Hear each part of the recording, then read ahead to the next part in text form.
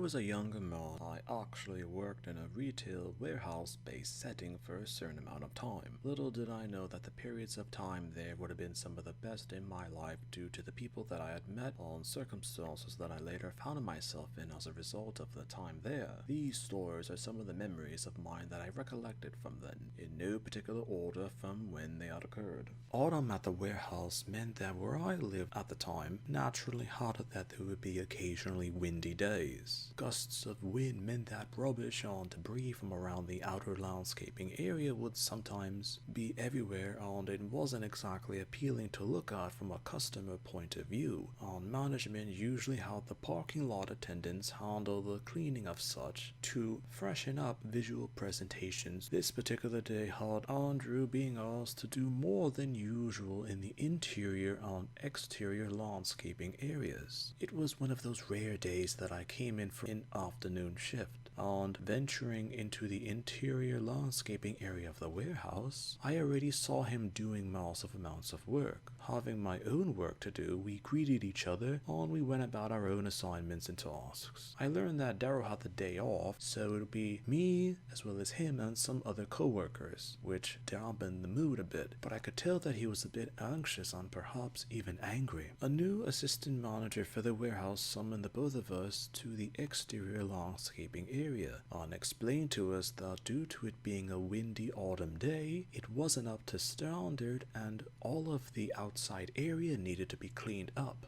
Andrew was silent as I asked where the parking lot attendants were that day. The new assistant manager said that there weren't enough of them on shift for the day, so we had to handle the cleanup aside from what we were already supposed to do that day in the interior and exterior landscaping areas during our own shifts. So soon after the new assistant manager left and the both of us were literally cleaning rubbish and debris blown in from other areas near the warehouse, I started to work, and Andrew looked visibly upset, even more so than before. After giving him some time, I then decided to ask him how he was feeling. He stopped working and looked to me with an honest glance. Apparently he had been doing a lot of extra time at the warehouse lately and thought he could have been up for a promotion within the company. He got so much extra money though for his time that he bought a new bed, which I said while that was great, he once again started to look sad. For all of the good work that he had done, he wasn't formally recognized, and was even reprimanded by management for something so trivial it wasn't even worth mentioning. He looked absolutely gutted on these past few days at the warehouse. He just wasn't into his job like usual, and even considered quitting. I didn't know what to say, but I told him that he shouldn't do too much effort into the job at the warehouse if he knew nothing was ever going to change for him in terms of possible career advancement.